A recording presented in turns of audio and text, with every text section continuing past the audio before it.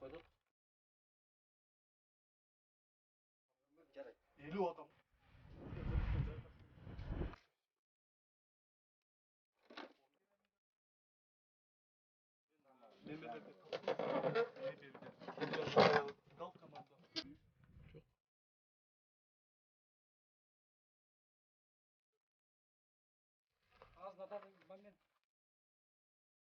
Bizde kaç komplekt kaset var?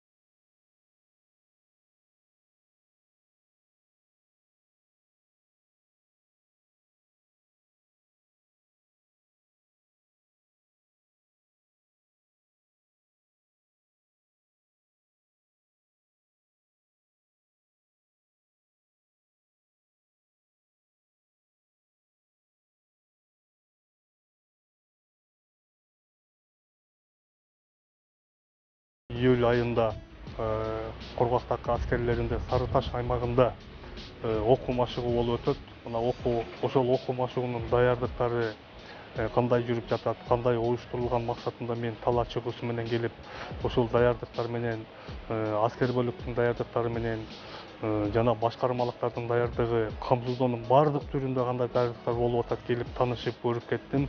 Жалпысынан бул окуу машыгуу азыр пландаштырып атабыз, өз деңгээлинде жана бийик деңгээлинде өткөрүлөт. Жана биз башка күч түзүмдөргө дагы өзүбүздү үлгүлүү кылып, ошол окуу машыгууда көрсөтө алабыз деп ишенем.